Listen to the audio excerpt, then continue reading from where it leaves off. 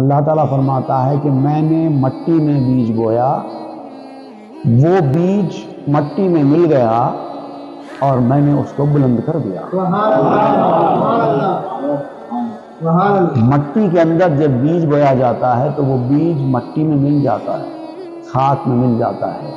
تو جو بندہ خاک ساری کے اس مقام پر پہنچ جائے کہ وہ مٹی میں مل جائے، اللہ تعالیٰ اس کو بلند کر دیتے ہیں، پھر اس کو پھل پھول لگتے ہیں، پھر وہ ہرا بھرا تر و تازہ ہو جاتا ہے۔